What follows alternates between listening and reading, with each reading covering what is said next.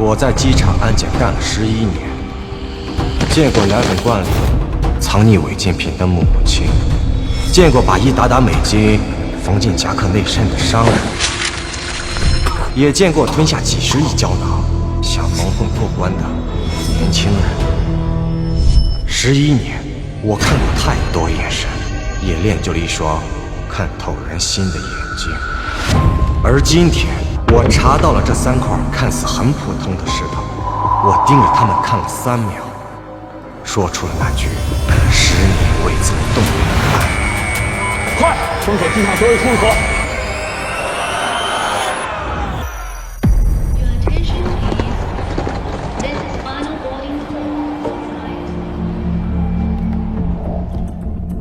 A10国的留学生，欢迎回国。谢谢。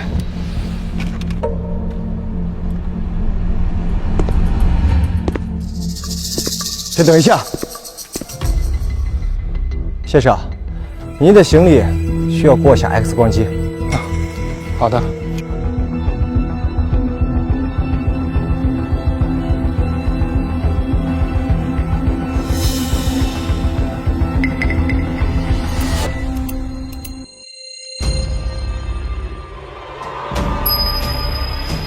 他在掩饰内心的紧张，可他在紧张什么？一切正常，没有任何可疑物品。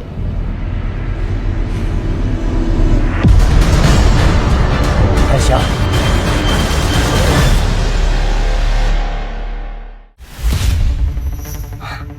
这位官员，不是说没问题了吗？例行检查，请配合。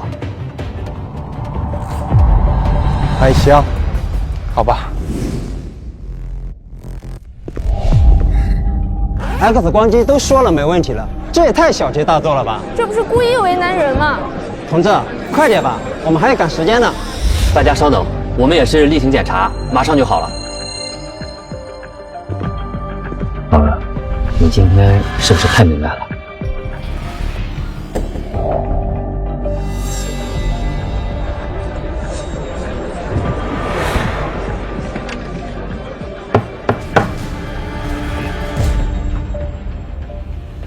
打开什么？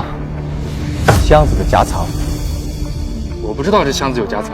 我再说一次，打开它。我真不知道。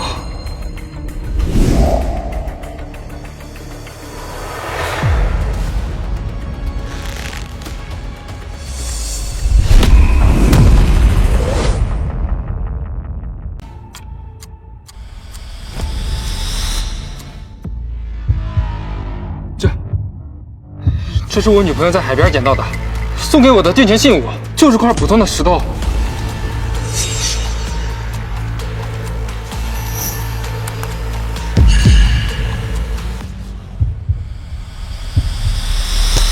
6号检测台，石头很硬。收到。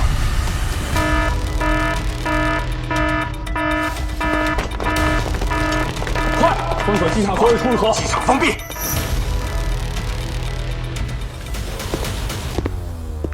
所有人待在原地，不许动。高海，情况？高远，男，21岁，H 国返程留学生，嫌疑物，他行李箱夹层里的3块石头。你确定这就是上面秘密调查那东西100%。我市机场海关钟雷，启动盘石预案，第3航站楼6号产业台发现目标，请求科研专家组及相关部门立刻支援，予以确认。目标：机场海关，出发。好的，明白。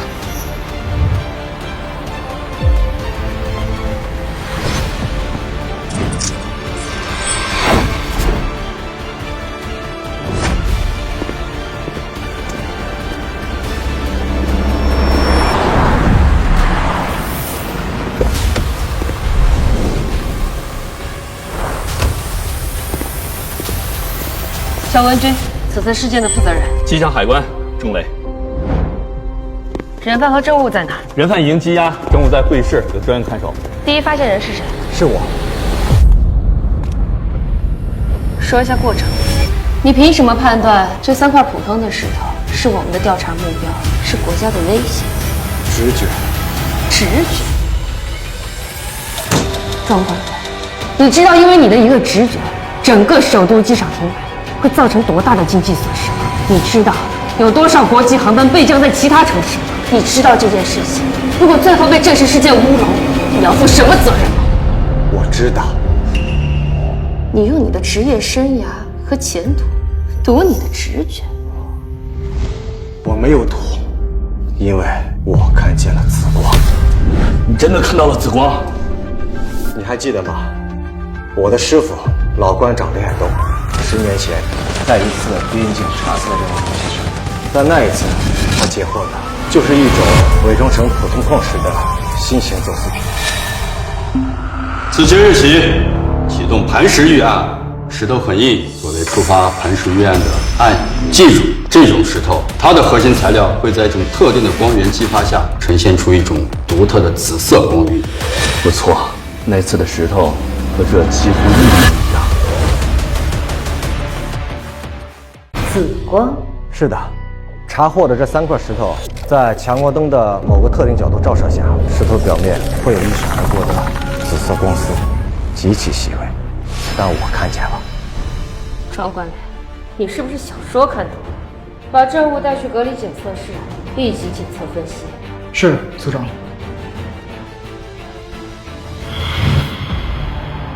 钟队长，我需要借用一间你海关的审讯室。还有，这位庄官，在我得出结论之前，他不能离开机场，随时配合调查。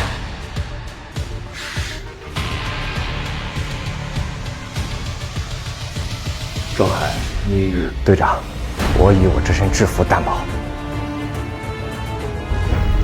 整整5个小时，我都在等待着高远的审讯结束，但我的心却异常的平静。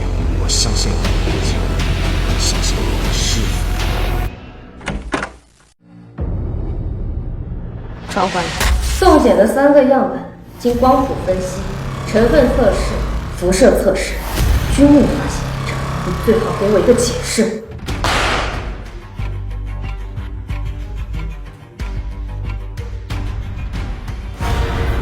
普通石头，这怎么可能？我的人审了高远5个小时，他从头到尾就有一句话，那是他在 H 国留学时跟女朋友去海边玩，女朋友送他的纪念品。他肯定在撒谎。高远的社会关系、家庭背景，我们查了个底朝天，清清白白。现在，所有证据都指向一件事：你在撒谎。你在撒谎。我没有。没有，我们技术组动用了国内最顶尖的设备，把那3块石头里里外外翻了个遍，连个紫色的毛都没有发现。这绝对不可能！庄海，我给你12个小时，你要么拿出那3块石头是威胁国家的铁证，要么你就等着上军事法庭。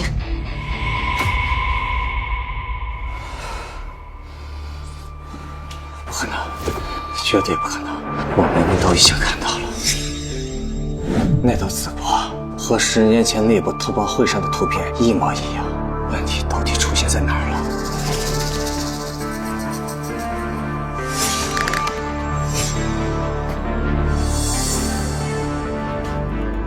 不对，我撬开夹槽，看到石头的那一刻，他的紧张达到了顶点。但我用强光灯时，他的表情除了恐惧，似乎……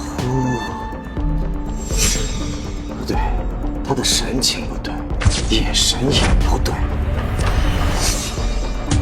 我明白了，他是在庆幸。可是，他在庆幸什么？哇！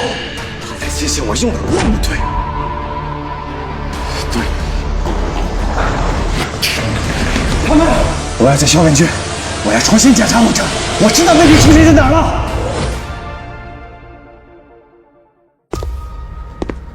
队长，跟我来。技术组的报告我也看了。队长，我没有撒谎。庄海，这次的事情闹得太大了。问题不在石头，在光。什么光？我师父那次是在内部通报会上，报告里有提到过一句，那种紫色光源不是在所有光源下都会出现，它只对一个极其特殊的窄频光源有反应。那个频段是当时我们国家才刚刚试验成功，完全处于保密的光学频段，常规检测设备根本调不出那个参数。你有几成把握？10成。好，我再给你争取一次机会。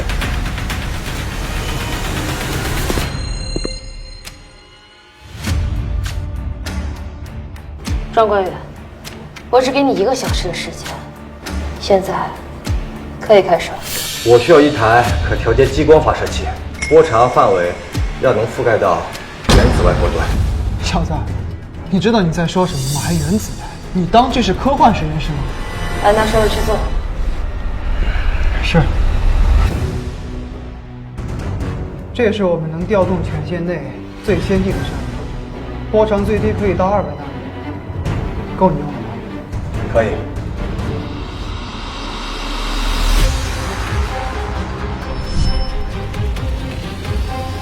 检测室光源全部关闭，切换到全黑模式。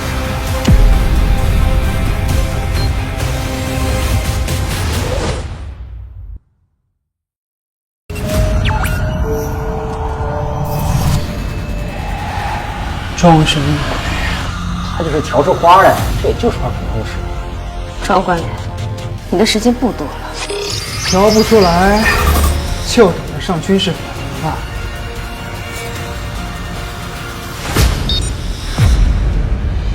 我天，这是什么东西啊？这太不可思议了，简直闻所未闻呐！你是怎么知道这个频段的？这可是我们国家最高级别的光学机密。因为说，是吧？高远信息发现崩溃了。高远交代了，他一到埃及国就被组织吸收了，组织给了他一大笔钱，说让他带3块原石回国。原石？原石？对，就用那3块石头。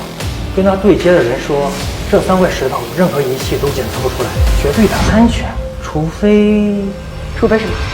除非是用波长为217.3纳米的纽之光照射。我刚刚问你的问题，你还没有回答我。这个波段是我们国家最高级别的光学机密，你是怎么知道的？这个波段是我师父林海东10年前用生命换回来的。那他有没有交代这3块原石的接头地点在哪？在国家数字图书馆3楼 C 区的307储物柜，对接时间是今天下午3点，还有不到2个小时。庄官员，我为刚才的无礼和傲慢向你道歉。肖组长，时间紧迫，现在不是说事情的时候。你说的对。审讯组继续审讯高远，检验组将那3块原石用最高等级的能量绝缘箱封存转。通讯组和行动组所有人1分钟之内给我下集合。好的，组长。领导，时间紧迫，我要求开辟一条由机场到国家数字图书馆的绿色通道，疏散交通，沿途所有红绿灯全部给我开绿灯。好，你放手去做，磐石行动正式开启。是。钟队长，我现在调人已经来不及了，需要临时征用你手下最精锐的安保人员，配合我的行动。没问题。郑海同志，国家安全胜于一切。我现在以磐石专案组组长的名义，临时征召你为专案组特别顾问。从现在起，你将全程参与本次行动，直到危机彻底解除。你的意见将直接影响我的最终决策，有问题吗？没有问题。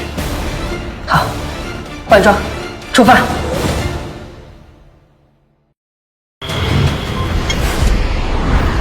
高远已经全部交代了，他只是一个信使，一个被金钱收买的做外围的棋子。招募他的组织代号方舟。方舟，一个我们从未听说过的极其神秘的跨国组织，他们的目的就是不惜一切代价将这些原石混入进我国境内。这原石到底是什么东西？不知道，我查过内部所有的资料，除了10年前的只字片语，没有任何关于原石的记载。它就像凭空出现的一样。神秘组原石。高远说，方舟组织的人告诉他，这种石头是来自天堂的礼物，足以改变世界格局的神之秘药。来自天堂的礼物，改变世界格局的神之秘药。不管它是什么，我们都不能让它落到接头人的手里。你说的对，不管敌人有什么阴谋，只要威胁到国家安全，我们都要全部打掉。既然高远是外围棋子，那么今天来的接头人也许会知道的更多一些。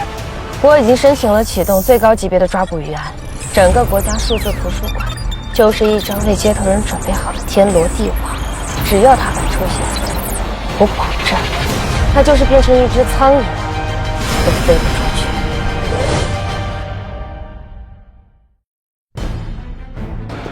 去。1个小时车程压缩到了30分钟，我们还有时间。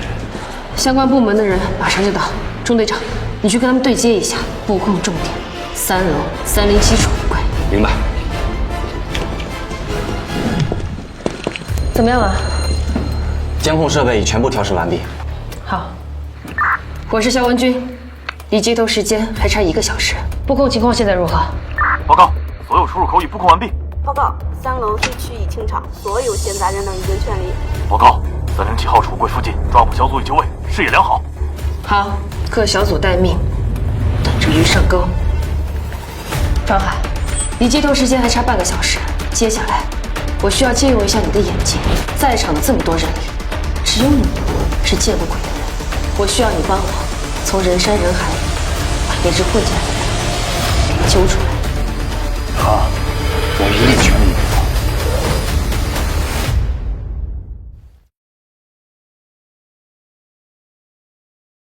只剩15分钟了，他怎么还没有出现？还有5分钟，时间都到了，目标还没有出现。各小组保持警惕，不要放松。接头人到底在哪儿？他到底会以什么身份出现？还是说他根本不会亲自来，而是遥控某个不知情的普通人来完成这次交接？肖组长，对方会不会不来了？闭嘴！高远的落网是在机场内部完成的，消息绝对没有泄露出去。对方不知道高远这个信使已经出事，他们一定会来。一个专业的特工组织，守时是最基本的素质，除非对方的守时和我们理解的守时根本就不是一个概念。如果我是接头人，我不会在预定时间鬼鬼祟祟的就直奔3楼，这样太明显了。我会在预定时间之前就以一个普通读者的身份进入图书馆，然后找一个安静的角落坐下来看书，就像一滴水融入大海。在确定环境绝对安全之后，再悄然的前往接头地点。所以他一定在这栋楼里，可怎么样才能把他找出来呢？把所有监控画面调到2点50分，重点排查在2点50分到3点之间所有进入图书馆的单身男性。为什么是单身男性而不是女人呢？直觉，你这也太不负责了吧！按他说的去做。以3倍速度播放。停，把这个画面放大，放大他的面部特征，就是他。查，立即进行人脸比对，我要他的所有资料。是。有了，强恩博，52岁，首都大学德语系教授，博士生导师。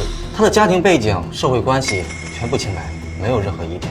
他名下有国家数字图书馆的长期借阅证，每周都会来这里2到3次，习惯非常规律。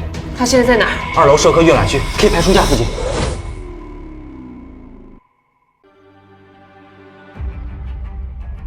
调出他进入图书馆后所有的行动，1秒钟都不要漏过。看着也不像啊！如果他是特工，他伪装的简直太完美了。完美，也许就是他最大的破绽。他绝对有问题。理由？关官员，你不会说又是直觉吧？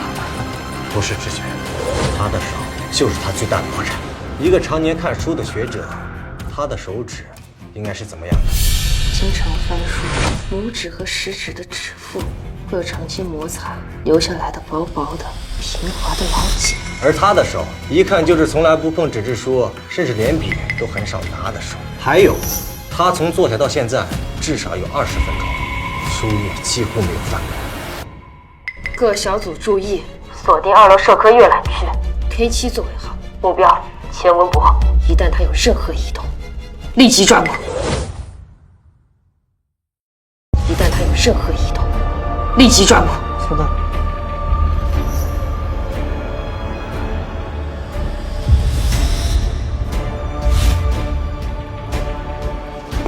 准备行动。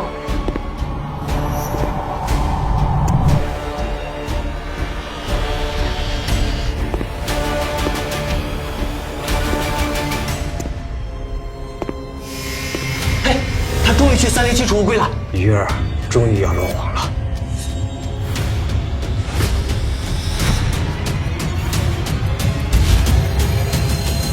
行动。夏文博，恭候多时了。钱文博，国家培养的你，就是这么回报国家的？哼，你就是机场海关张海。你知道我？能看穿原石，了不起。能看穿原石，了不起。没想到在这个国家，除了守门人那帮老东西，还有你这样一手眼睛。看来方舟的情报系统需要升级了。老实交代，原石到底是什么东西？方舟是什么样的组织？哼，给我搜。空了。搜身。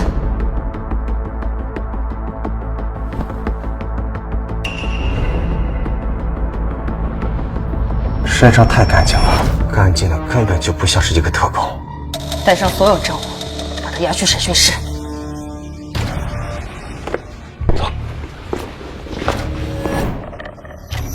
当你看向深渊的时候，深渊也在看着你。你这是什么意思？张海，欢迎你来到这个真实的世界。到底是什么意思？带走。他说了什么？不对，他知道我的存在，他不是来接头的。从他进入图书馆那一刻，他的目标就是我。这是一个陷阱，一个是针对我的死亡陷阱。这是一个陷阱，一个是针对我的死亡陷阱。壮海，他到底说了什么？我们的布置他全都知道，他是故意要跳进我们的陷阱，他根本就没有想着活着离开。对，小心，他要自杀！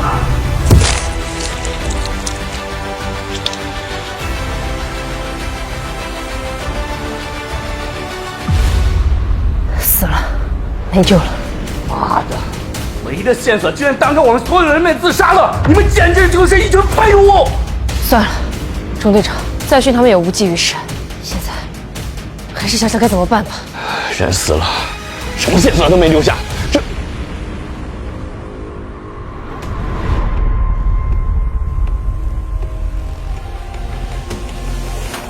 当你看向深渊的时候，深渊也在看着你。说，快检查这本书。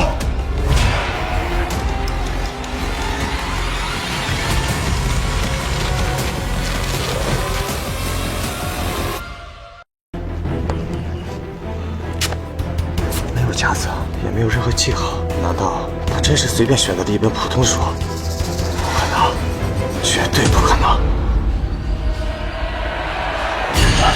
这是北纬、东经定位，这是一个坐标纸。通知技术组立即定位这个坐标。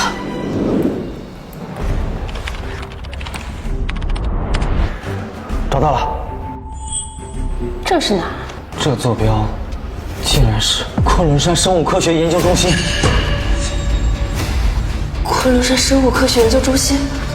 肖组长，那是一个已经废弃了10年的秘密研究基地，也是一个禁忌。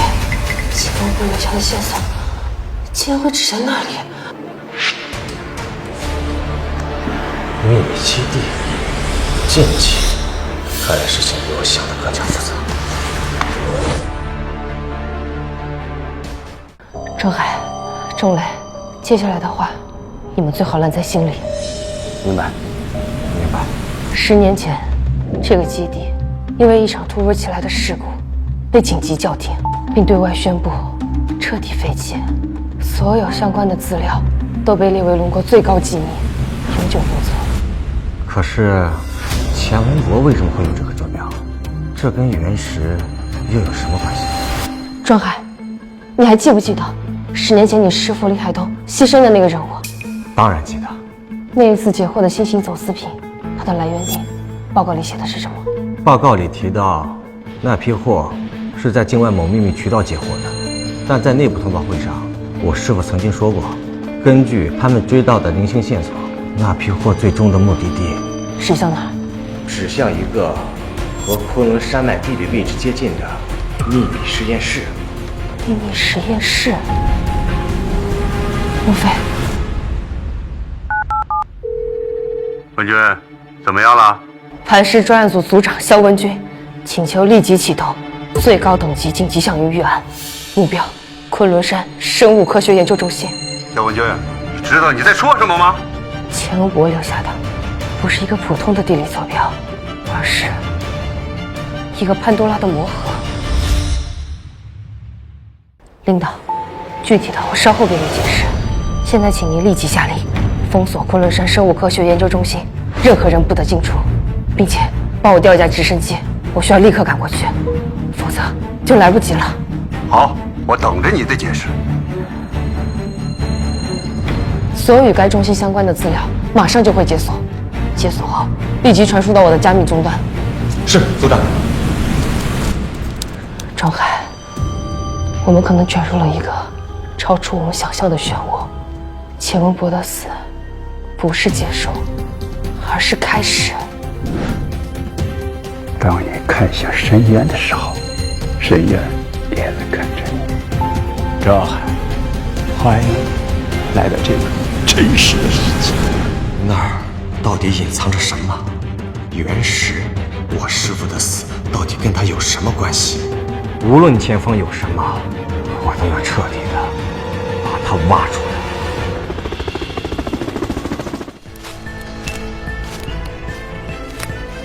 肖组长，周围1公里范围内所有可疑目标已全部清除，基地内暂未发现任何异常。辛苦了，组长，基地的控制程序已经发过来了。开门。搞定了。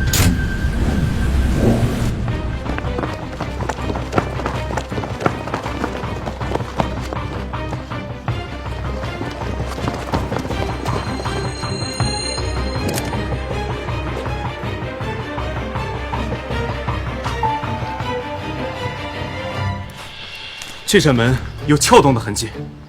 开门。是。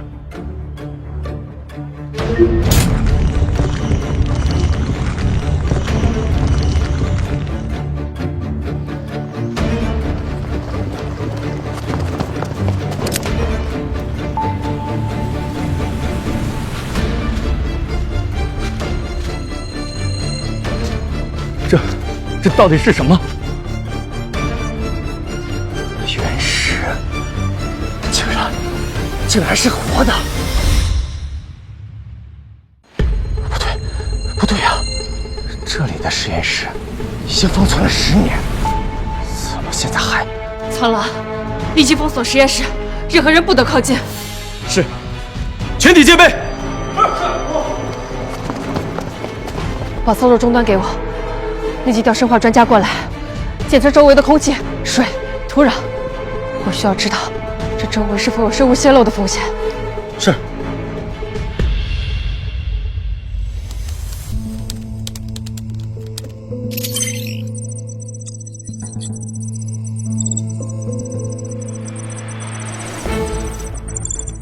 组长，检测结果出来了。说，空气、水、土壤全部正常，但实验室的能量波动非常剧烈，就像一个超大功率的核反应堆，正在持续输出能量。你说什么？一个原石竟然能散发出那么大的能量？我明白了，钱文博的组织根本就不是来偷这3块小原石的，而是来激活这个大的，这才是我们真正的目标。这到底是个什么东西？像是有生命似的，而且还拥有核反应堆那般巨大的能量。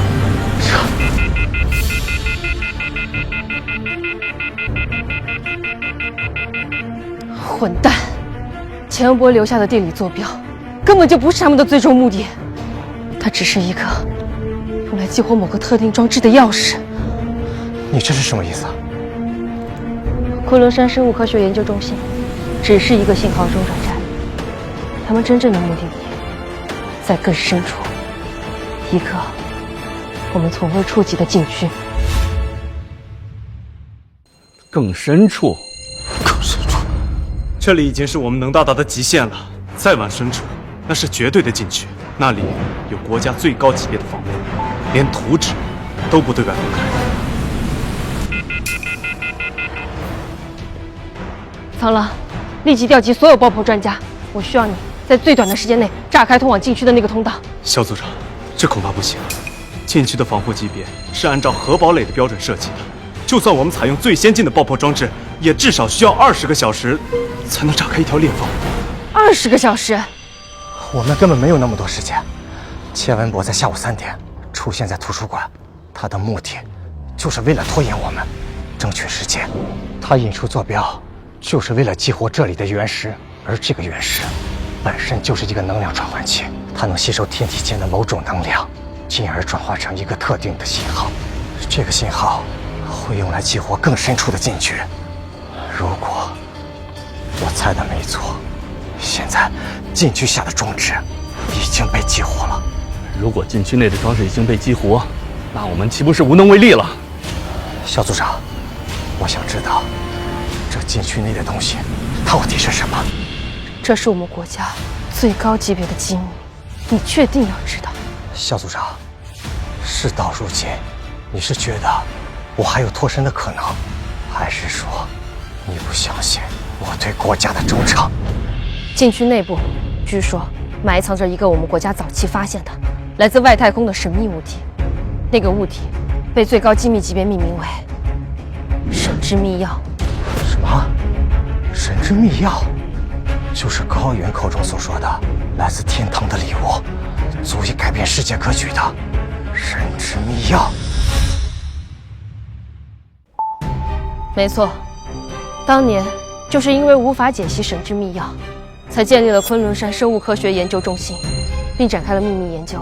后来，在研究过程中出现了不可控的意外，才不得不将其废弃。这么说，方舟组织要的根本不是这原石，他们要的而是这最下面的神之秘药。而这个原石就是启动神之秘药的能量块。高远是信使，钱文博是激活者，他们真正的目的是利用这些原石的能量去操控，甚至去唤醒禁区更深处的神之秘药。现在看来，事情就是如此了。一旦神之秘药被唤醒，其后果我们根本无法预料，它可能会摧毁我们的一切。如果我们现在能进去阻止，也许还有机会，但20个小时，时间太长了。苍狼，此事刻不容缓，告诉我还有没有其他办法可以进入禁区？有一个，快说。10年前那场事故之后，为了防止禁区内部再次发生不可控的异变，我们秘密设计了一个紧急自毁通道。一旦发生不可控的异变，我们可以通过这个通道注入高能量物质，将其直接摧毁。太好了，现在就启动这个通道，将神之秘药摧毁。你确定能完全摧毁？应该可以。我不要应该，此事容不得半点差池。苍狼，立即打开通道，我亲自下去。肖组长，这是个单向通道，里面布满了诡异的机关和致命的危险，一旦进去就再也出不来了。肖组长，你是专案组长，你不能冒这个险。我去。组长，我替你去。我已经决定了，不用再说了。禁区内部情况不明，肖组长还请慎重。这里，我的权限最高，这已经不是我一个人的事情了。为了国家，为了民族，为了我们所有人的安全，庄海，你跟我一起下去。庄海，你跟我一起下去。好。抱歉，虽然知道是一条不归路，但我需要你的眼睛和你的直觉。只要危机能解除，做什么都是值得的。还有我也去。人都反而不变，你们准备好应对突发情况。带路。跟我来吧。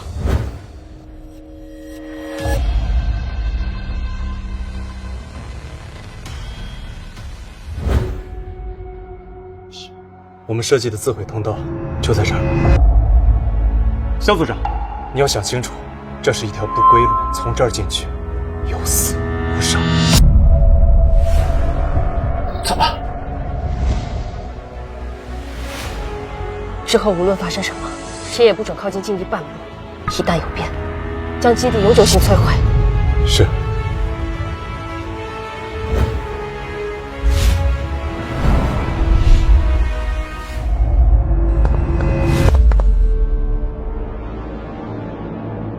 给点我。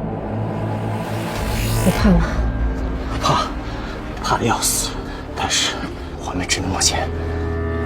停！怎么了？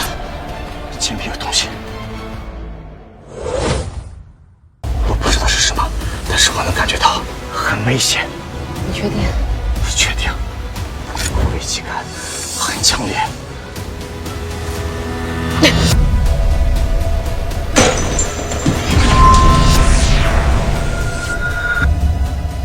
这是最顶级的防御系统，红外触发式激光斩，一旦触发，会瞬间被切割成碎片。你是怎么发现的？直觉。还好有你，否则我根本到不了禁地。那现在怎么办？这种系统一定有它的运行规律，要么是固定的时间间隔，要么是特定的破解口令。苍狼说过，这是自毁装置，不可能有口令停止的。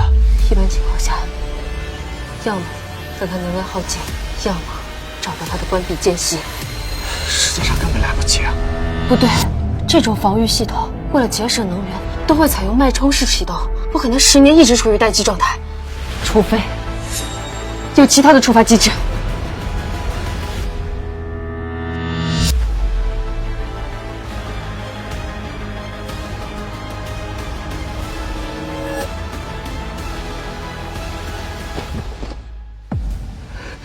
是进入他攻击范围的声音，之前扔出去的匕首也是落地发出的声响后才起的反应。如果我们猜错，会瞬间被撕成碎片。大概5米的距离，我先来。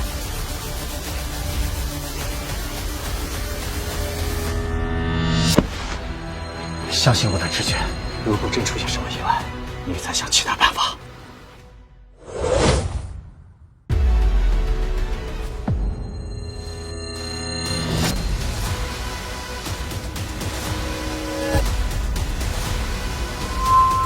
果然没有触发防御系统。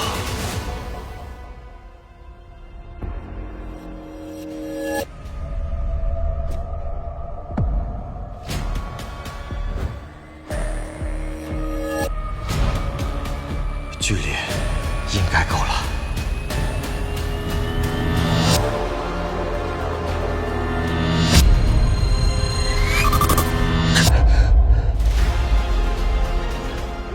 激光没有反应。他真的成功了。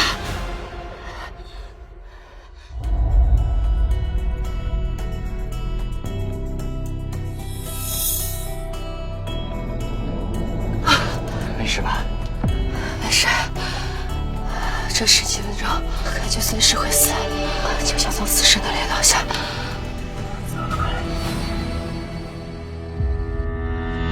已经2个小时了，也不知道他们现在怎么样了。上级已经下令1个小时后，如果危机还没解除，立即启动核爆装置，将基地彻底摧毁。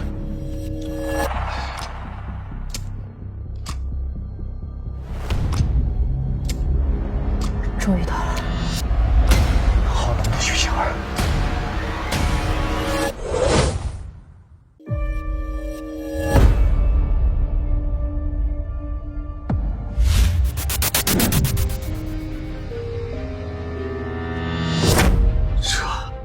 这简直就是人间地狱！10年前，这里到底发生了什么？他们当年都是破云山计划的核心研究员，我的老师吴中天教授也是这个计划的负责人之一。事故发生后，他被列为了失踪人员，可我一直不相信他会死在这种地方。小组长，我的直觉告诉我，这里比之前那条激光通道更加危险。我感觉一直有一双眼睛在盯着我们，我感觉我自己都快喘不上气来了。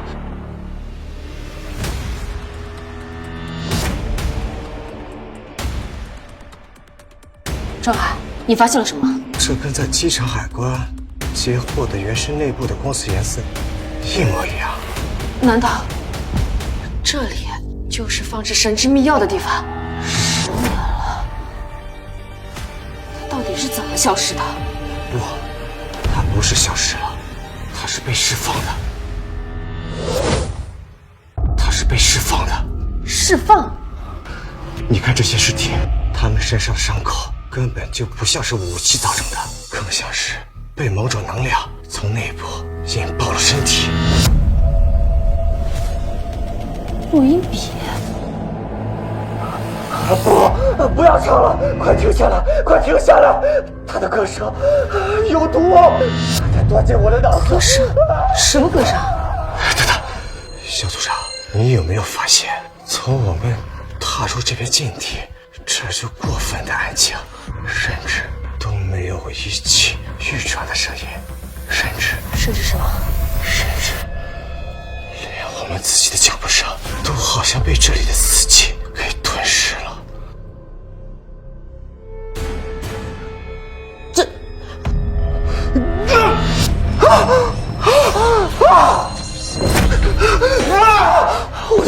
我的头好痛，我的头也炸了！张海，你怎么了？恶魔的歌声，快走，快走！不要唱了，不要唱了，快停下，快停下！不要唱了，不要唱了，快停下，快停下！不要唱了，停下！快停下！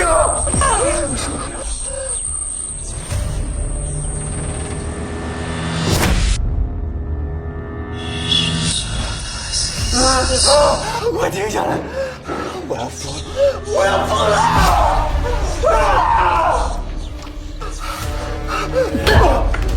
张海，快醒过来！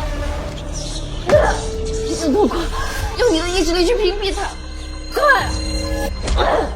我的任务还没有完成，不能死！这是精神攻击，烧伤你的意识。难道你还不如我一个女人吗？我还不能死，我不能不死的期望。我的任务还没有完成，不能死在这儿。下来见。我死在这儿。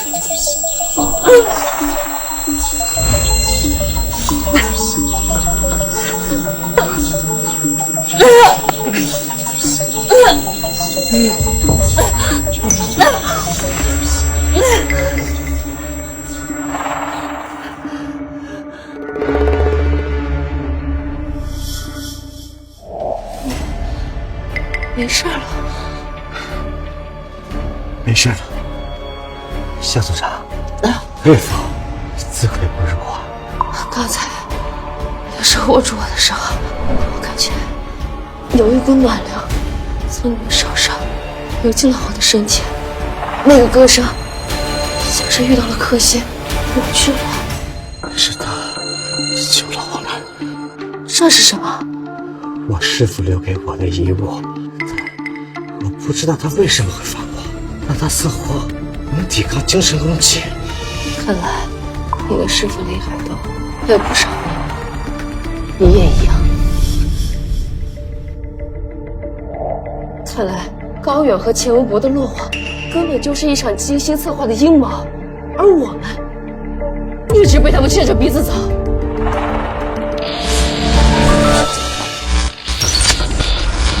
这是什么东西？不知道，反正不是什么好东西。检测到未知生命体入侵，检测到1级权限密钥，方舟计划第2阶段启动，目标清除净化。方舟计划第2阶段启动，目标清除净化。方舟计划，钱文博的组织。你不是拿到了这里的操作权限？快，把这里彻底毁掉！权限失效。什么？清除目标，启动。难道这就是神之密钥？那就是一切的源头。国家找了10年，隐藏了10年的终极秘密，来自外太空的不祥之物。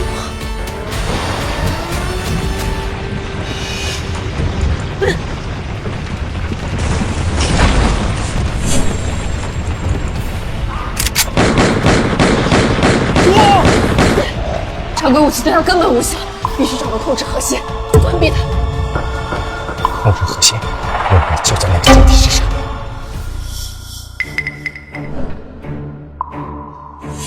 它的威力足以炸毁1米厚的钢板，但引爆时间只有3秒。庄海，掩护我！不行，这么做太危险了。我们本来就没有活路了。还记得你进来前跟我说过什么？只要能完成任务，一切都值。我在这儿，来打我！冲着我来呀！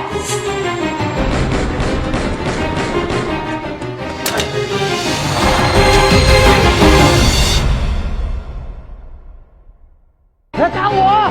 冲着我来呀！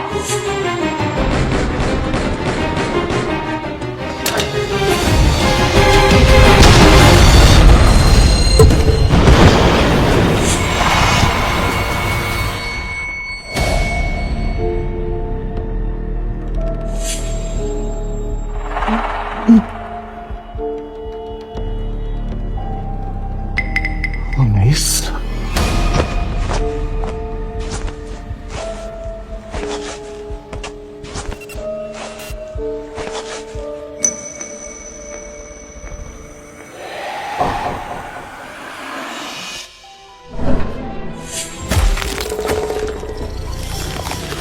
我们成功了。肖伟军，肖伟军，你在哪儿？肖伟军！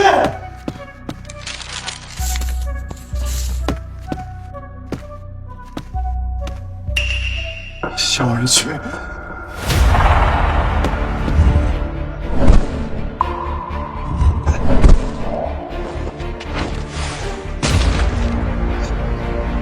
肖伟军！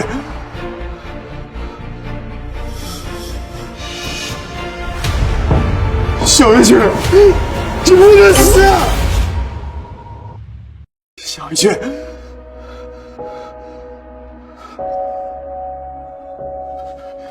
肖伟军，你不能死！肖伟军，你不能死！这里，我的权限最高，这已经不是我一个人的事情了。为了国家，为了民族，为了我们所有人的安全。庄海，你跟我一起下去。小维轩，你还有很多事情没有做，你知道吗？你不能死！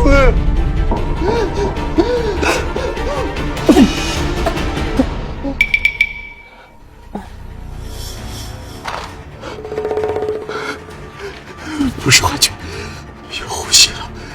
心里有点弱，但是还能救。他身上伤势这么重，现有没有医疗设备？我该怎么救？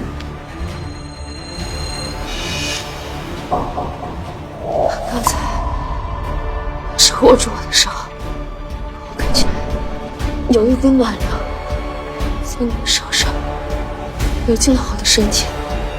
那个歌声像是遇到了克星，我去了。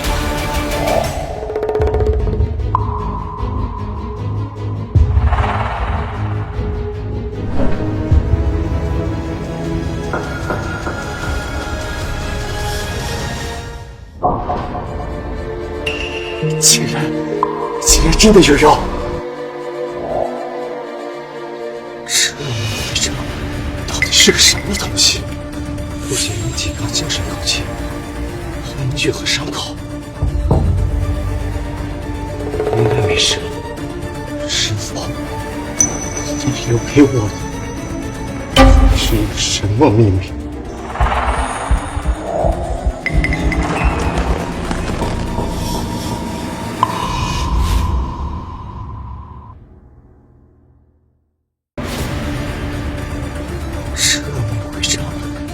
这个什么东西？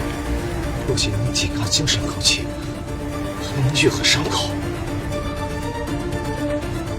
应该没事了。师傅，你留给我的到底是一个什么秘密？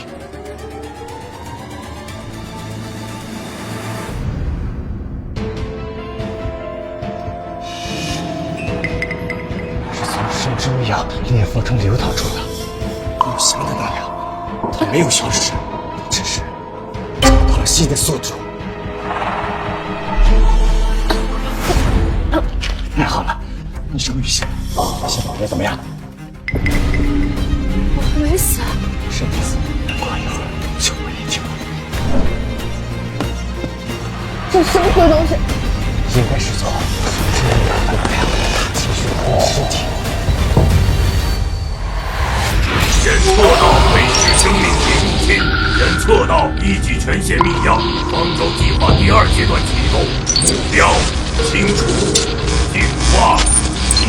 净化，这就是他们说的净化。他们是要把这里变成他们的巢穴。想法，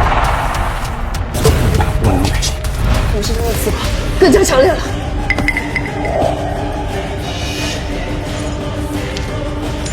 他们要攻击我们了。不对，不是要攻击我们，是要改造我们。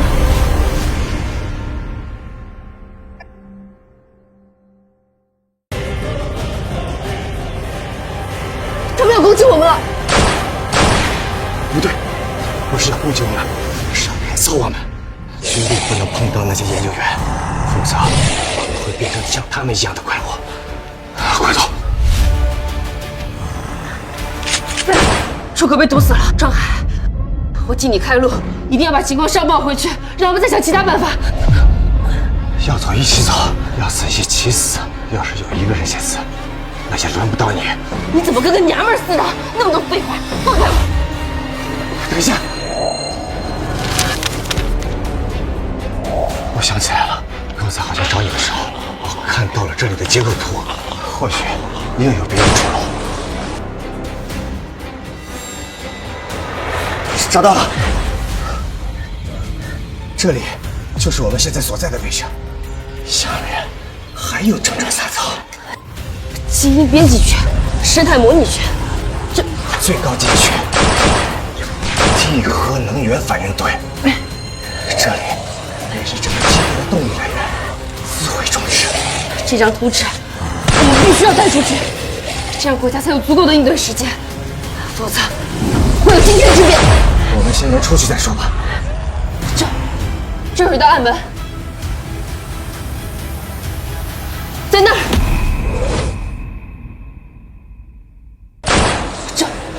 这有一道暗门，在那儿。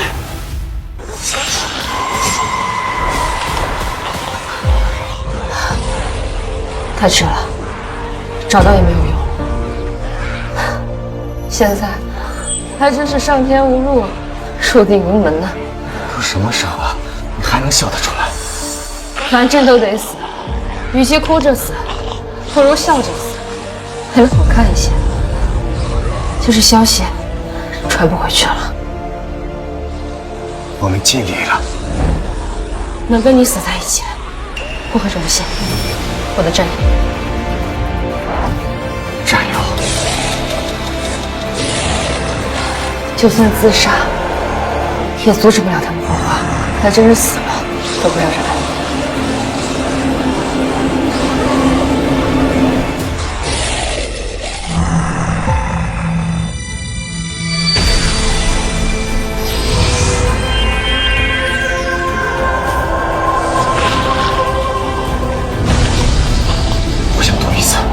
怎么赌？就赌我师父留给我的这个，能再救我们一次。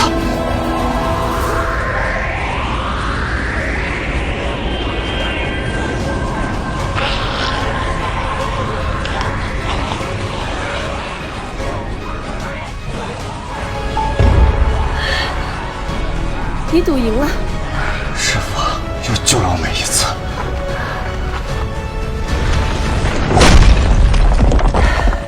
走吧，去完成我最后的使命，激活这儿的自毁装置，把这里的一切彻底抹除。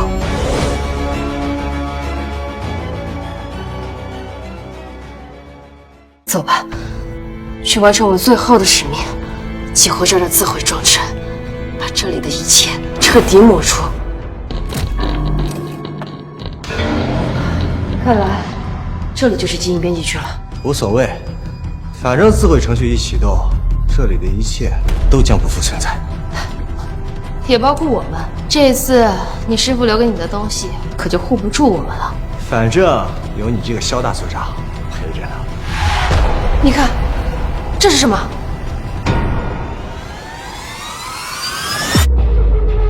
他醒了，我们出不去了。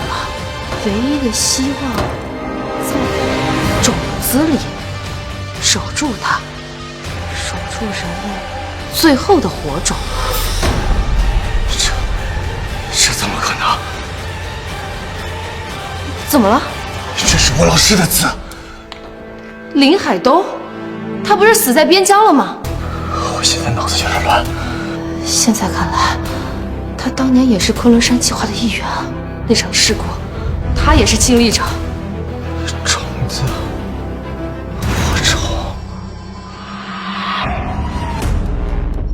你怀疑你老师说的种子就是他？我不知道，我不知道。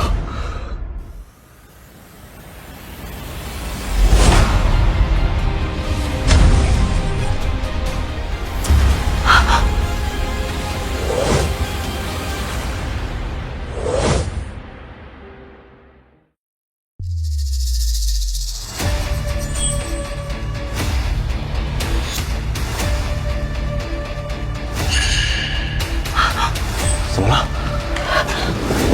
老师，你还活着？君君，以后老师的家就是君君的家，爸爸妈妈会在天上一直看着君君的。老师相信君君长大以后啊，也一定会像爸爸妈妈一样，成为国家栋梁之才，是不是啊？君君，老师有一个任务需要出差一段时间，你呀自己在家照顾好自己啊。放心吧，老师，我在家等你。老师，我找了你10年了，老师。你说什么？他就是你的老师，中田教授。老师，我是文君啊，老师。你这是怎么了？他不是活着，是被操控了。你看他的额头，又是神之力啊！老师也被侵蚀了。老师，我是文君啊，你看看我好不好？不要惊动他。王顺觉说，他比那些禁地里被同化的研究员更加危险。我们走吧。现在最重要的就是要启动自毁程序。老师，我知道你也不想当傀儡，我一定会让你解脱的，你等我。我老师还活着，他眼睛动了，他有反应了。你说什么？他说的活着，我学过唇语。唯一的希望在种子里，守住它，守住人类最后的火种。你说，他就是火种是不是？老师，我老师还有自己的意识是不是？老师，他应该是要告诉我些什么。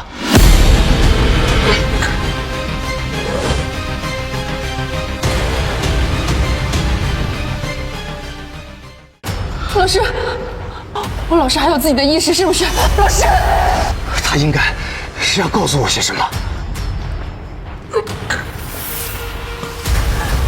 老师，你听得住？老师，神之密药在操控着他，我们必须要积极帮他。老师，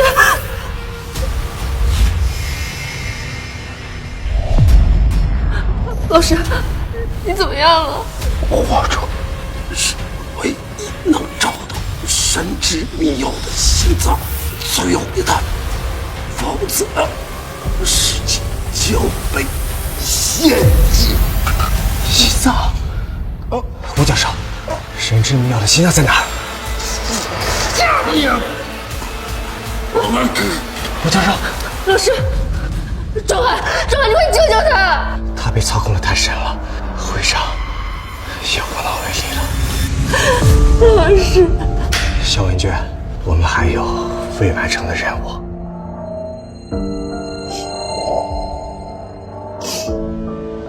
我知道，老师说神之密药的心脏在下面，如果我没猜错的话，应该就是在最下那层地核能量反应堆。我们的时间不多，会长的反应越来越大了，看来离神之密药的心脏越来越近了。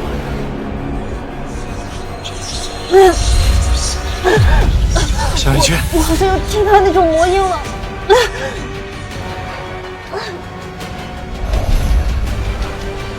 现在怎么样？小文娟，他们在窃窃私语。会长明明能抵制光阴的，怎么现在不管用了？难道是会长能量消耗太大了？天气红火新生，世界将属于我们。你为什么不来看看爸爸妈妈？你忘记我们了吗？你忘记爸爸妈妈了吗？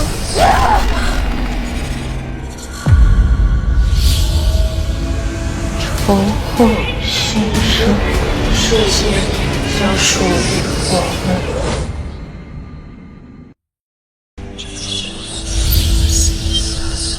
重获新生，世界将属于我们。小文轩，小文轩，小文轩，你看着我，那些都是假的，他们在欺骗你的意志。守住你的心，我们是人类，我们绝对不能向深渊屈服。新生，小文轩，我们还没有完成任务，你醒醒！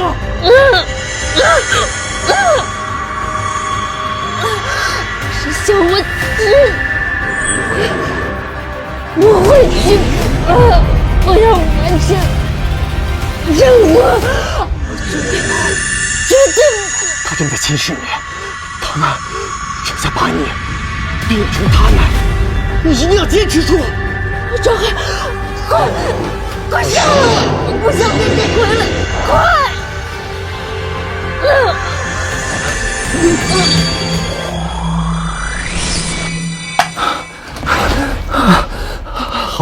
好在会长有药。裂纹，看来的确是能量消耗太大了。如果会长是火种，那绝对不能让它废掉。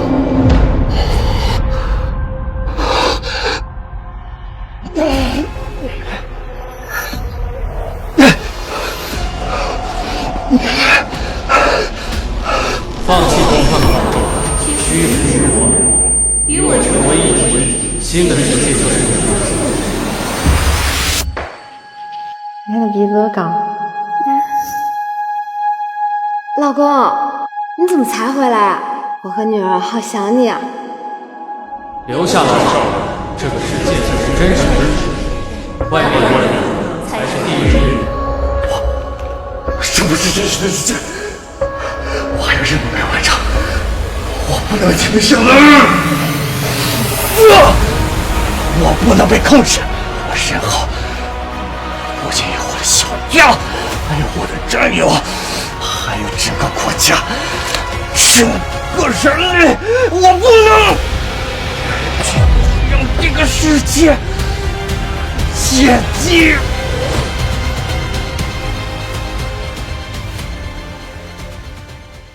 我不能让这个世界解体。放弃抵抗吧，屈服于我。小海，你为什么没来救我？你救不了任何人，你的师父、你的战友、你的家人都会死，只有我能给你想要的一切。我不会屈服。如果火种是希望，那希望绝对不是用来逃避痛苦，而是真实。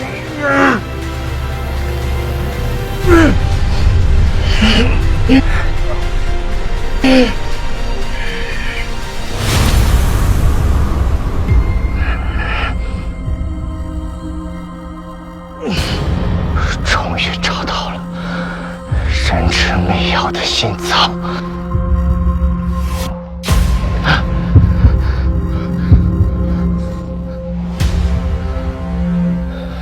萧文轩，如果还有机会，请你替我好好活下去，帮我照顾好我的媳妇儿和女儿。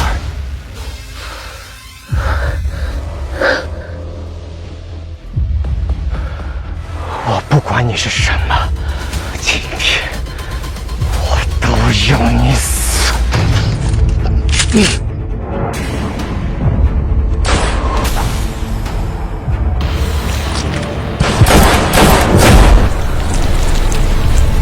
不要再做无谓的抵抗，屈服于我。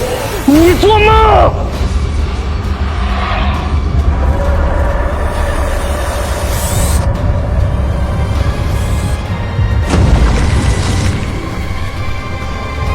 火种是唯一能找到神之秘药的心脏最后一弹，否则世界将被陷阱。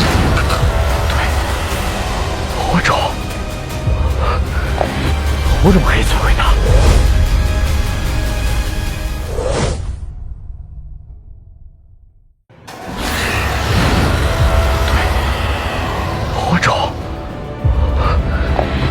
火种可以摧毁它，你是我唯一的希望了，也是这个世界唯一的希望。你们阻止不了我！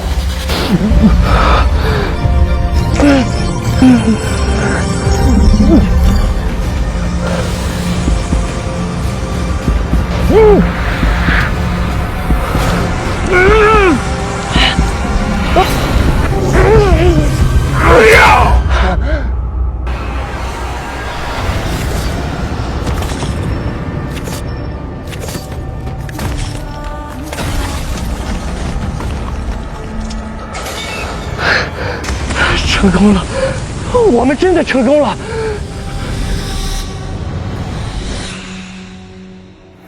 这已经不是我一个人的事情了。为了国家，为了民族，为了我们所有人的安全，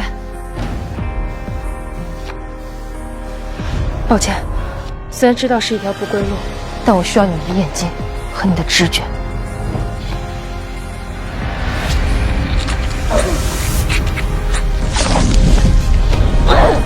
任务还没有完成，不能。精神空气，守住你的意识。难道你还不如我一个女人吗？我是小文之，绝对不会。周海，快杀了我！我不想变成傀儡，快！我的战友，我们的任务完成了。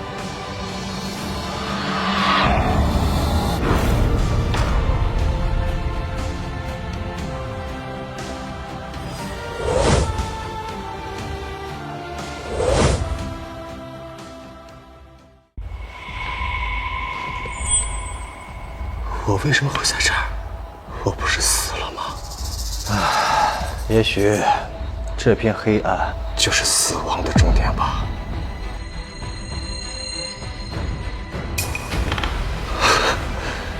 你也下来陪我了，真好。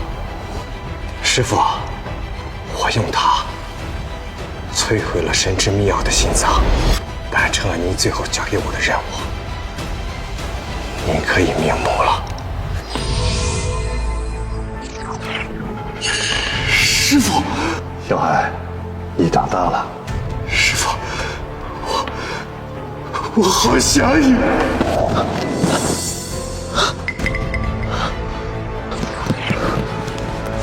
孩子，你做得很好。师父，你摧毁了神之密钥的心脏，你挽救了这个世界，你继承了海关的荣耀。师父，您为什么会在这里？您是不是还活着？我的肉体在那次事故中确实被神之密钥吞噬，我的意识也被他囚禁了10年，但我的灵魂和对国家的忠诚却与这枚徽章融为了一体。您说这枚火种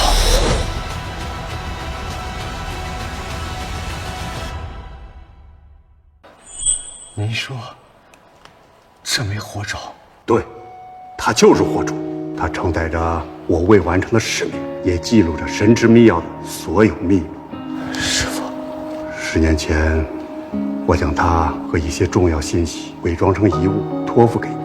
我希望有一天，你能带着它找到这里，完成我未尽的使命。现在，你做到了。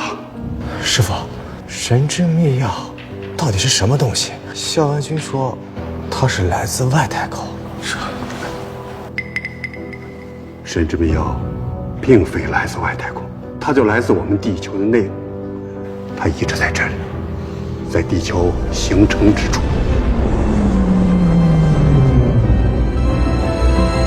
你可以叫它盖亚，地球的免疫系统。免疫系统，人类对地球来说是什么？是病毒，是癌细胞，是侵蚀了地球70亿年的毒瘤。所以，它会清除、重置，让地球回到没有人类的状态，就像化疗。方舟组织知道真相？知道，但他们被蛊惑了，献祭，获得永生。他们认为自己会成为新世界的种子。疯子！不，他们是清醒的，这一点是最可怕的。他们不是被控制，而是被说服了。后来，吴仲天教授发现了神之密钥的真正目的，但他被意志腐蚀了。他利用自己最后一丝清醒的意志，将神之密钥引入地下深处，希望能用反应堆的能量将它彻底摧毁。他虽然将神之密钥成功的引了下去，但代价是，他永远的被侵蚀了。这次能够找到神之密钥的心脏，就是吴教授用尽最后一丝意志告诉我的。他是个英雄，他一直用自己残存的意识抵抗着神之密钥的侵蚀，守卫着地球的安宁。神之密钥的心脏被摧毁后，那吴教授他解脱了。那就好。小海，你做到了我当年没有做到的事情，你拯救了世界，你是我的骄傲。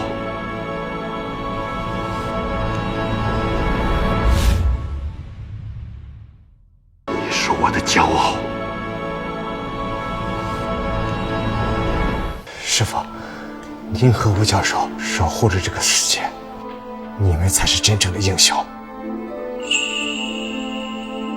师傅，我的使命完成了，是时候彻底消失了。不，师傅，你不要走。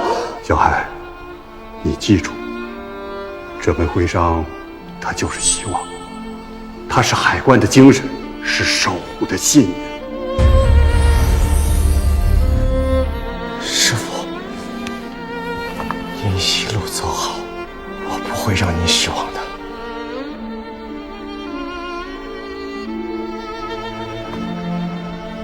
他就是师父的灵魂和精神，将与我永世同在。你醒了。我们活下来了。活下来了。地球发生异变后，中队长和苍狼强行炸开了那条通道，最终找到了我们，把我们带了出来。看来人类的危机已经解除了。苍狼带人找到我们的时候，那里什么都没有了。这怎么可能？难道他们就没有任何发现？比如说碎掉的心脏碎片？没有，甚至连那些紫黑色的能量都消失得一干二净，仿佛我们经历的一切都是一场噩梦。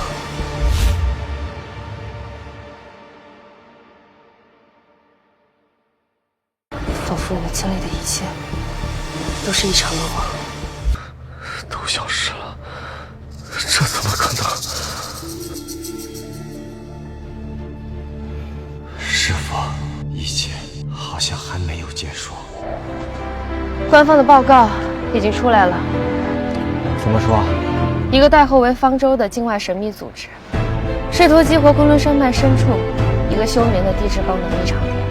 基层海关官员庄海与磐石专案组组长肖文军临危受命，深入险境，在千钧一发之际，成功启动了基地的紧急安全预案，将异常点彻底中和，挫败了敌人的阴谋，保卫了国家和人民的安全。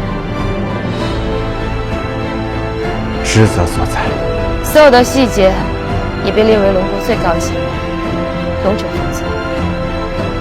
我们成了英雄，一个无人知晓的英雄。真正的英雄是我师父林海斗和吴中天教授，是他们用生命将秘密永远地留在了昆仑山深处，而我只是一个继承师父遗旨的普通海关官员。庄海，我向上面提交了一份特别报告，我申请将你从海关系统调离。你是想让我加入你的专案组？我申请了一个全新的、独立的最高级别部门。我们这个部门唯一的职责，就是应对那些超出我们现有认知范畴的异常事件，比如原石、神之秘药，还有那些来自深渊的低语。我们这个部门将守住我们人类文明的最后边界，代号长城。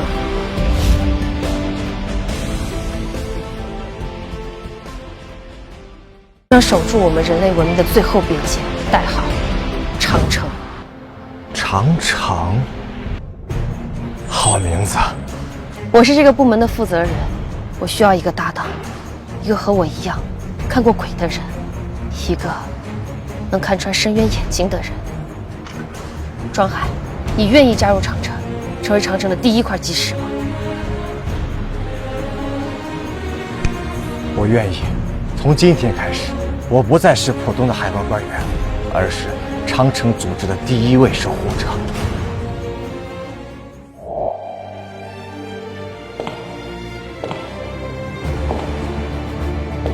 我的战场不再是国门，而是那片不为人知的黑暗的深渊。为了国家安全，为了人类未来，我们义无反顾。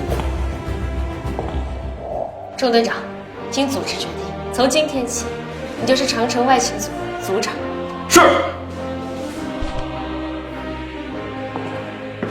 老庄，我们又能一起参加战斗了。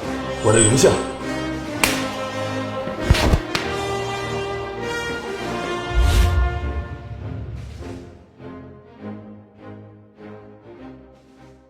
我的荣幸。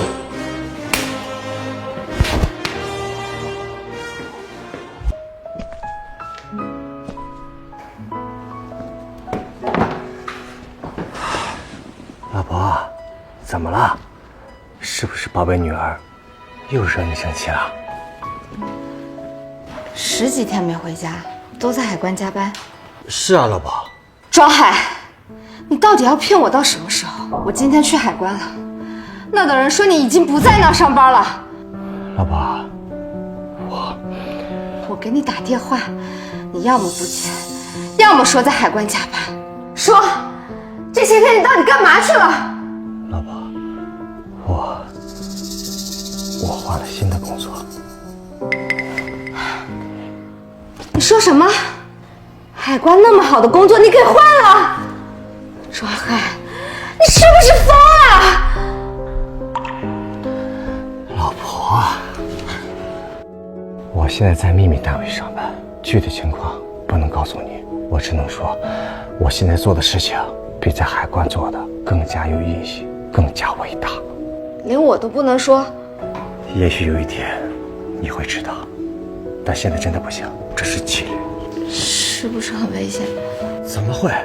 你看，老公现在不是好好的吗？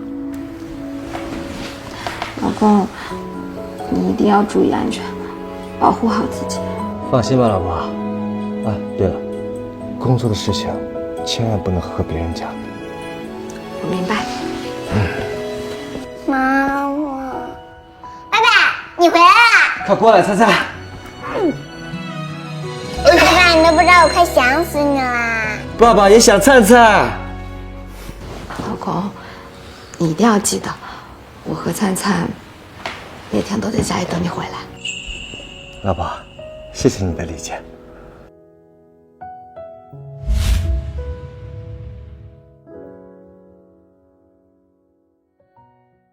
老婆，谢谢你的理解。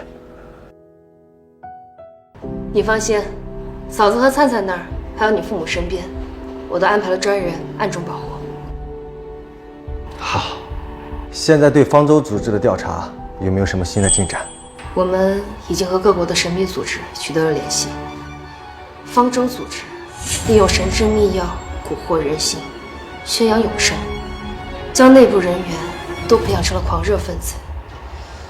至于组织他们的高层组织，我们的人还没有成功渗透，其他国家也在抓紧追查。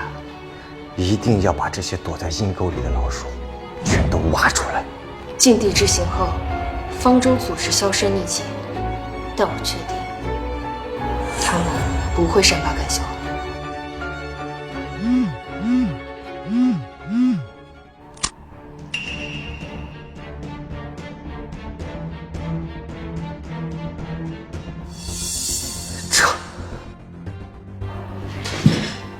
发生了什么？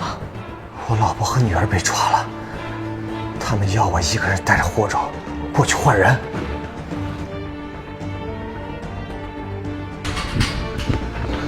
庄海，不好了，负责保护你家人的那些人同时失去了联络。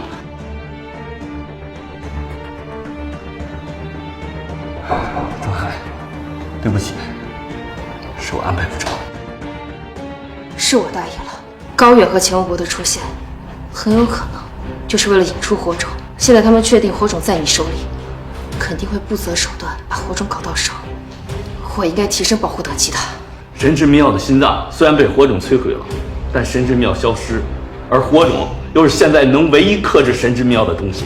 如果火种交上去，那我们将再无还手之力了。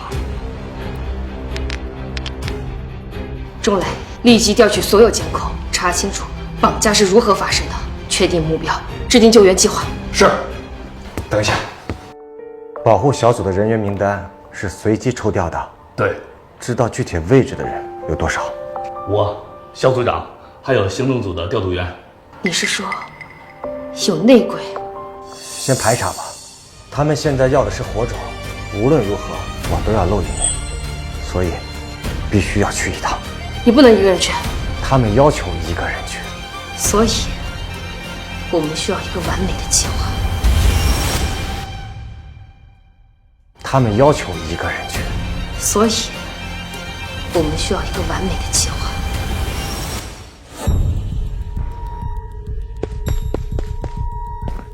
爸爸，救我！爸爸，灿灿别怕，爸爸来了。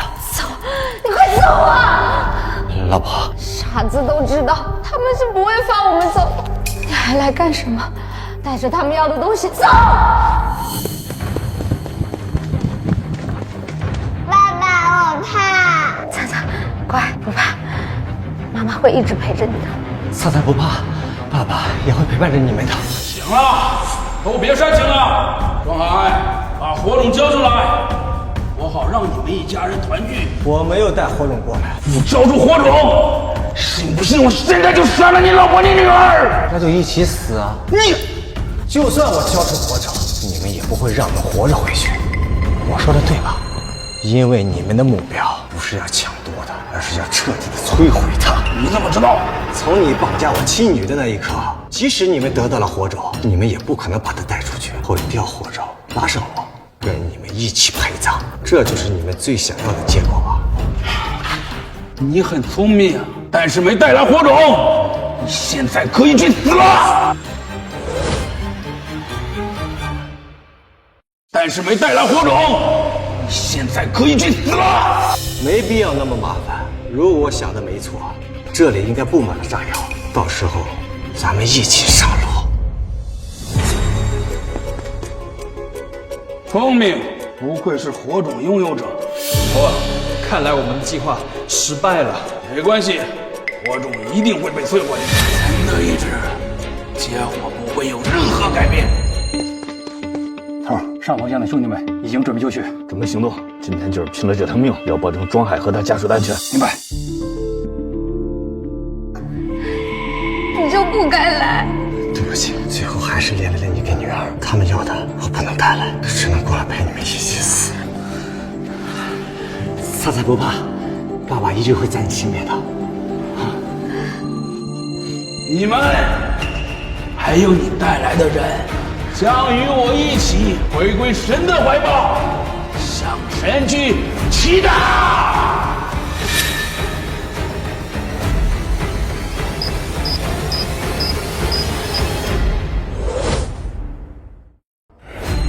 你们，还有你带来的人，将与我一起回归神的怀抱，向神去祈祷。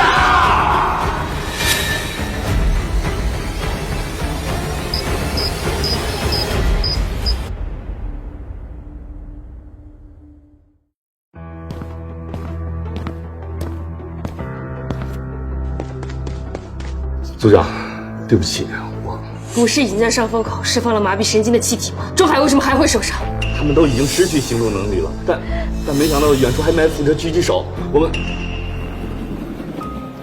医生，我老公怎么样了？他的胸部全部被打碎了，我们无能为力，实在抱歉。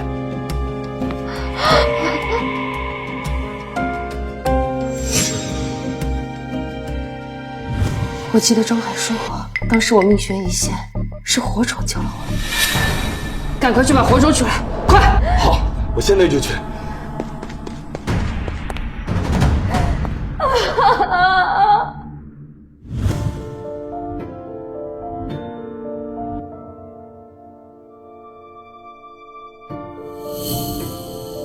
他所有的能量都流进了你的身体，才堪保住你的性命。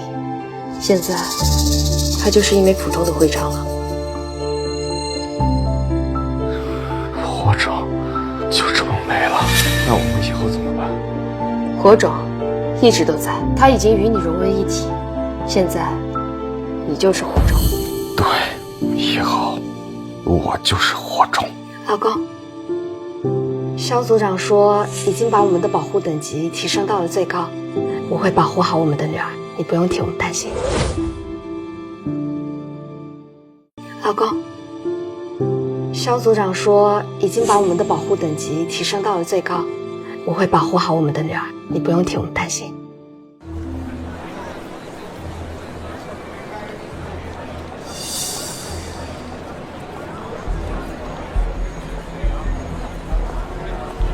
1年前的那场战斗几乎摧毁了我的身体，但也重塑了我的感知。这枚徽章虽然失去了光芒，但它的力量似乎永远留在了我的体内。它让我对那些来自深渊的不祥能量、神之秘药的邪恶气息有了一种近乎野兽般的敏锐。方舟新信使已入港，据查，他们这次运送的不是原石，而是更加重要的东西。收到。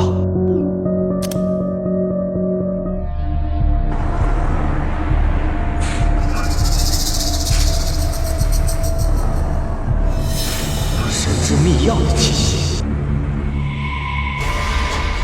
行动小组准备，目标车辆已入场，白色货运，车牌号江 C 54372，按计划执行。收到，收到。目标已到达指定位置，准备行动。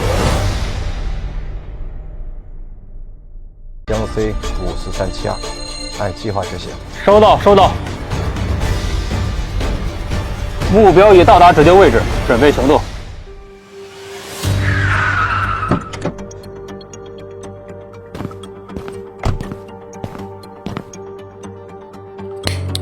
别动！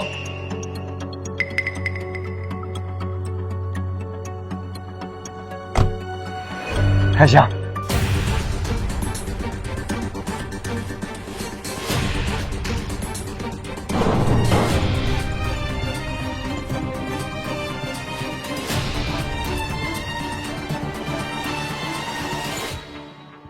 找到了！果然是他们的标志。哎，安全第一，小心有诈。收队！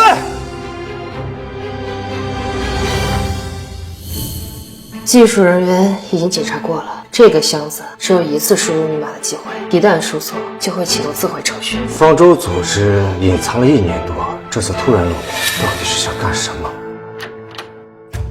司机交代了箱子的密码，这么快就交代了？没做任何抵抗。密码是多少？庄海生日。我的生日？对，并且司机要求打开箱子后还要见你。先看看里面是什么东西吧。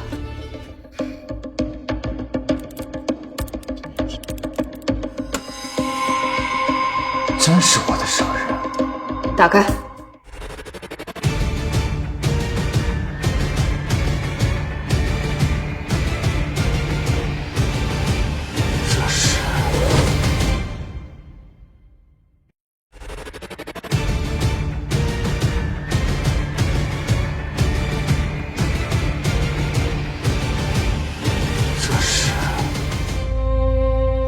这是什么？它散发着神之秘药的气息，应该是神之秘药的一部分。神之秘药的一部分？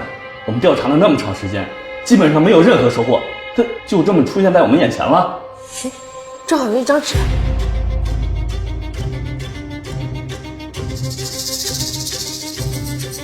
守门人已逝，播种者将归，苏醒无可避免。守门人已逝，说的应该是林海东和我的老师吴中天教授。那播种者指的是谁？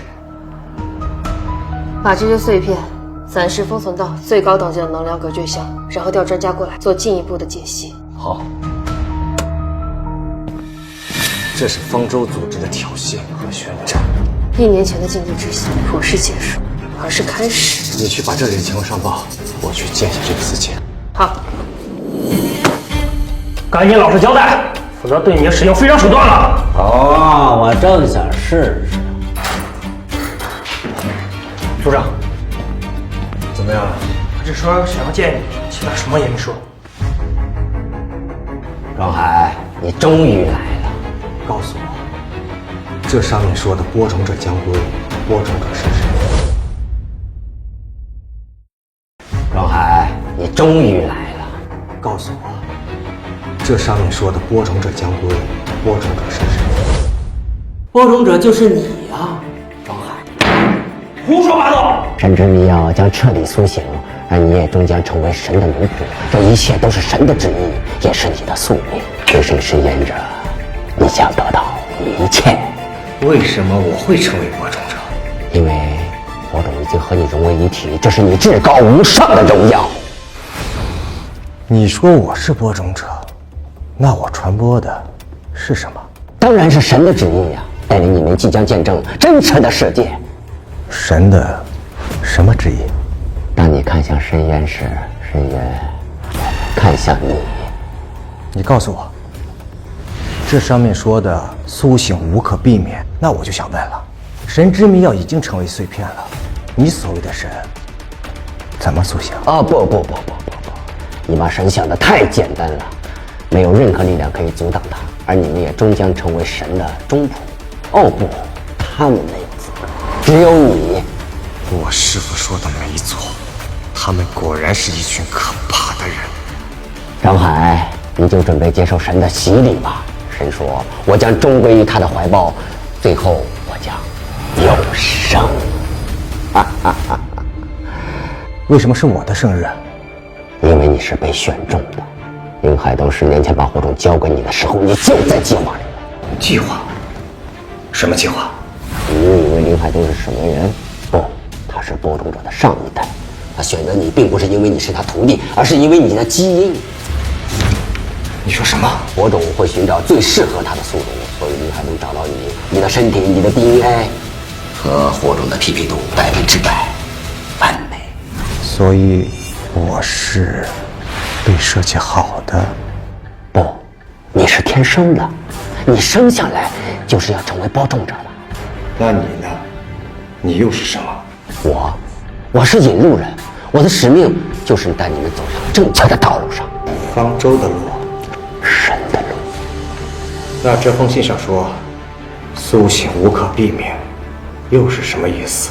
你以为神的心脏只有昆仑山一个吗？不是7个，只要有一个苏醒，其他都会为之共振。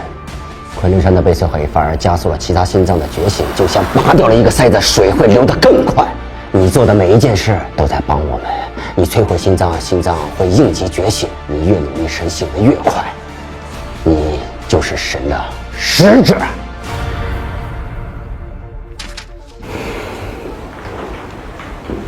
你错了，我会把他们全部找出来，一个一个全部摧毁。那你就试试。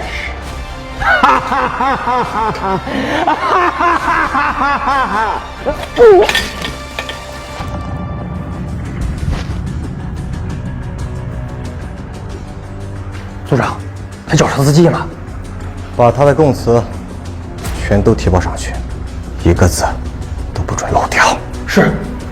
神之秘药将彻底苏醒，而你也终将成为神的奴仆。我会把他们全部找出来，一个一个全部摧毁。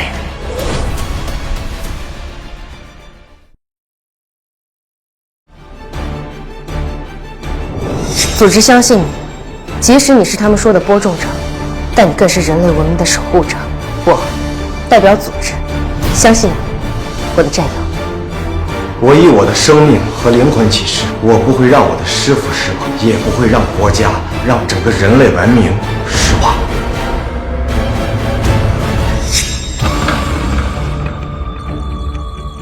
我能感觉到那股隐藏在我体内的微弱的守护的力量，它已经和我的血液、我的灵魂融为一体，它就是我的一部分，它就是师父留给我的最后的守护，也是人类文明最后的希望。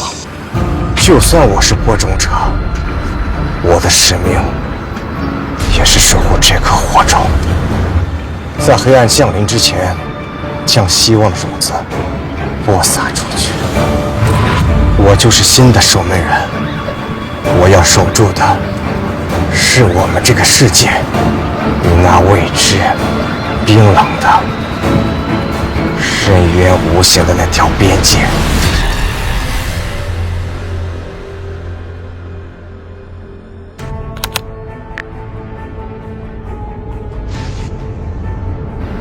下一个目的地，亚马逊雨林。神之秘药的碎片不止一块，方舟的巢穴也不止一处。这场战争将会漫长而残酷。我将会面对更多无法想象的敌人，我将会经历更多九死一生的险境，我可能会死在某个不为人知的角落，我的名字，我的事迹，也可能永远不会被任何人记起。但我没有恐惧，也没有丝毫的退缩，因为我是一名守护者，我是长城的第一块基石，这才是我的宿命，也是我的荣耀。无论你们是谁，无论你们来自何方，我和我的同伴们都会战斗到底，直到黑暗退去，直到我们流尽最后一滴血，为了这个世界，也为了我们身后那亿万无辜的生命。我的故事才刚刚开始。